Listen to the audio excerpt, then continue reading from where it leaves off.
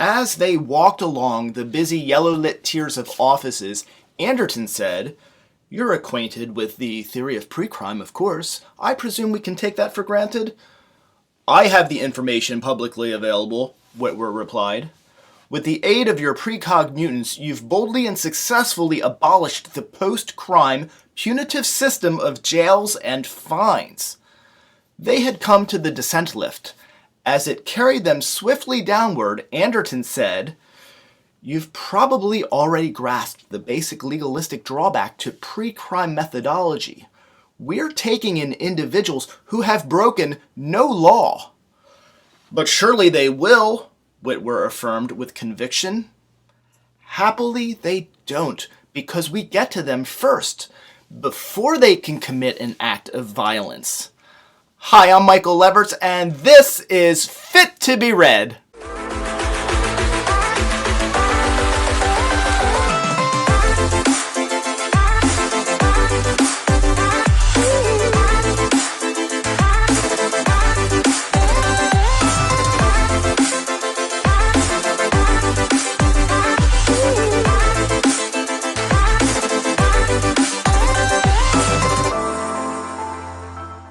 The Minority Report and Other Classic Stories by Philip K. Dick, not surprisingly, is a compilation of short stories, including likely Dick's most famous short story, The Minority Report. As with each review on this channel, the episode will begin with a spoiler-free review and plot summaries.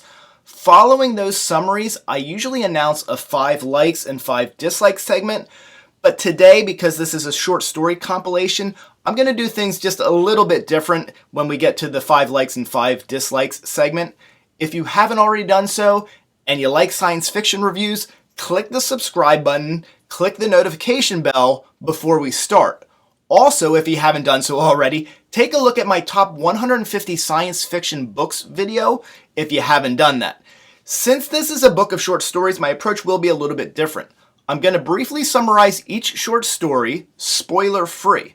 The Minority Report is the only short story in this book that I'm going to discuss at a greater length. Beginning with The Minority Report, I suggest that this is Dick's most popular short story, and that's due in most part to Steven Spielberg adapting it into a very good blockbuster starring Tom Cruise. The movie and short story are very different, but both begin with the same premise. Law enforcement, using precogs, can determine a crime is going to be committed before it's actually committed. The main character is John Anderton, the commissioner of the police department. This central police department is known as pre-crime. Anderton is the founder of the organization, though it's not independent of oversight. Pre-crime answers to the Senate, which seems to be the old men elite wielding all of the power in this future dystopia.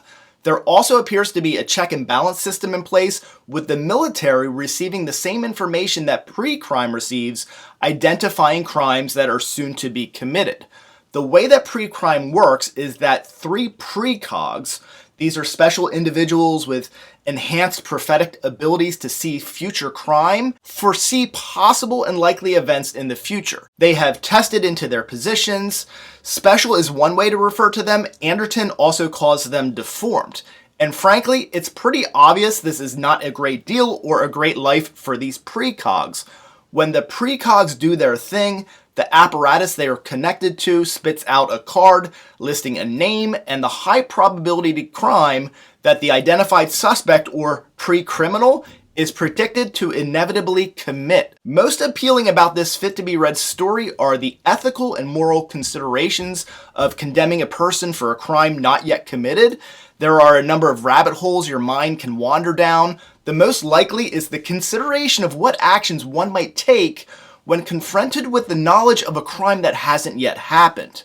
The stakes in this regard are magnified when Anderton receives a card from the machine bearing the name of a murderer he can't even fathom. The Minority Report is a very short story, and in very few pages, Dick gives us murder mystery and intrigue, multiple questions of morality, twists and turns, And true to form for Dick, he doesn't try to answer the ethical or moral questions for us. He simply lays it all out for us to go down whichever rabbit hole our minds want to take us. Now, in order by how they appear in the text, here are brief summaries of the remaining short stories in the book. First is Autofac. This is an interesting one. The setting is unclear other than being a dystopian setting where automated factories, seemingly run only by robots, provide basic needs of life, mostly dietary needs, to inhabitants of neighboring cities. The city inhabitants are not thrilled with being coddled or controlled by automation, and they take steps to try and outsmart the factory and the status quo. This is a great early introduction of sci-fi that features replication technology and possibly some nanotech. So if that's your jam, this is a good one for you. Next up is Service Call. Service Call is a good mind-twisting short story. The main plot centers on a repairman coming to a man's house for a service call. He's there to service the swivel. Do you know what a swivel is? No? Well, neither does this guy. This is a great short for those who like biotech and alternate future sci-fi with mismatched timelines type mystery. Captive Market, the next short story, features a post-apocalyptic setting and time travel and an old woman who can perform said time travel. This story will appeal to you if any of these things appeal to you. Time travel, of course, spaceships erect a nearly unlivable Earth, and science fiction that looks at or raises questions surrounding consumerism and commerce. Short story The Mold of Yancy is a curious tale of a virtual public figure. It packs a big punch for such a short story. There's a lot of commentary here about brainwashing or propagandizing through subliminal messaging. Yancy is basically a symbol of the folksy, everyman, not offensive character that many politicians present themselves as to appeal to the most while offending the least. While the storytelling is not that riveting, Dick presents a really strong message. Also fun, this is set on one of Jupiter's moons. The Minority Report is the next in this volume, and then following that is Recall Mechanism. Like Minority Report, there's some precog stuff in this one. This is another post-apocalyptic setting for Dick, and there's elements of psychological thriller here.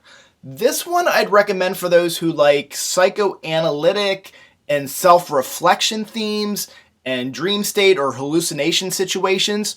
Recall also delivers a nice surprise ending. The Unconstructed M also fits well into a book featuring Minority Report, as the main plot points also center on criminology tech and examining questionable or fake evidence.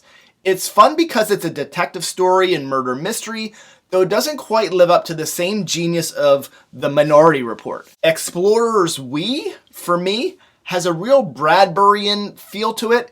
It gave me Martian Chronicles vibes. In this short story, things aren't what they seem. Some space explorers return to the Earth. They don't get the reception that they're expecting. The story is short and fleeting, but it's a good read for a fun way to pass 10 or 15 minutes. It's especially fun if you like a reading experience where you witness the main characters having a moment of, why are they looking at us that way? Or why are people reacting to us unexpectedly and in this weird way? War Game delivers some interesting sci-fi. Terran quality control inspectors are tasked with evaluating imported toys and games that have come in from Ganymede. Tensions are up lately between Terra and the Jovian moons, so suspicions and paranoia are also raised, especially from these products that are coming from Ganymede. The cautious inspectors are evaluating a board game that's similar to Monopoly, a cowboy vest that when you put it on, it seems to imbue the wearer with happy childhood visions, and then a very unusual toy soldier game that has some high-tech and complicated AI elements. This one has its moments of building suspense, and for some readers, it will deliver a really strong message or two. If There Was No Benny Cemoli features themes of media manipulation, and if the phrase fake news is buzzing in your head and it's not a deterrent, then you might enjoy this one. This is a far-ish future post-apocalyptic Earth after nuclear devastation. A starship has come to rebuild the Earth. Among the rebuilding, the New York Times, that old ancient newspaper, is resurrected. Benny Cemoli also gives us war crimes and social justice themes. Novelty Act is an ambitious short story as it tries to cram a lot of ideas into about 20 or 25 pages. The story reads much better in its extended novel form, the Simulacra. Simulacra is not one of Dick's strongest novels, so I'd put this short story in the category of read it as a synopsis to decide if you want to invest in reading the novel. Novelty Act also displays a bit of Dick's humorous side, but not nearly to the extent that the next story, Waterspider, does. Waterspider is a real Dick gem. This is a time travel story, but more than that, it's quirky and it's fun satire. In Waterspider, we have Poul Anderson as a significant character, and he's central to the plot. Dick also gives us other fun sort of cameos by Isaac Asimov, sort of Ray Bradbury, Jack Vance, and others. There's clearly an admiration here from Dick towards his friends and contemporaries and these giants of classic science fiction. This all adds to the great enjoyment of the story. This is one where if you pick up the book for The Minority Report and to read a few others, this is one of those others not to miss. Probably the longest story in this volume is What the Dead Men Say. This one is really more of a short novella. In Dead Men Say, Dick presents an idea of half-life and the ability to communicate beyond death. The half-life idea is interesting, and if you're familiar with Dick, you'll recognize similar vibes from Ubik, a far superior story. In What the Dead Men Say, the main plot centers around the death of an elite and the failure to get him properly synced or connected with the half-life process. Orpheus with Clay Feet is another time travel story. Interesting in this one is that the main character time travels via a time travel agency. Also unique with this story is that Dick wrote it using a pen name, Jack Dowland. This is another Dick story where we get some interesting cameos. The Days of Perky Pat is another post-nuclear destruction setting. Main themes here are mass delusion and surviving on limited resources. This is a suggested read as a warm-up for Dick's excellent novel, The Three Stigmata of Palmer Eldritch, as there's some carryover of this short story into that brilliant fit-to-be-read novel. The next two short stories, Stand By and What'll We Do with Ragland Park, are basically a two-part story, with Ragland Park being the sequel. These are interesting shorts that explore AI and robots, politics, and unrestrained power and corruption. I really think for me that Dick shines brightest when he's looking at AI and giving us these dystopian settings. And these two stories are no exception.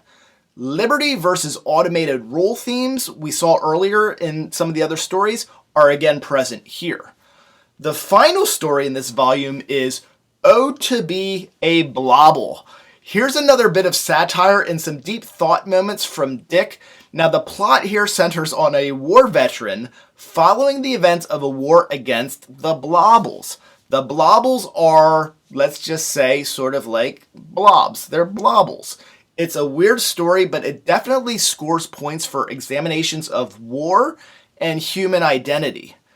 Because it feels unusual to do my regular 5 likes and 5 dislikes segment on a compilation of short stories, I'm just going to come back now and highlight that the stories I liked the most in this volume were obviously The Minority Report, of course, and the humorous Waterspider. I like the other ones as well, but those are definitely my 2 favorites in the book.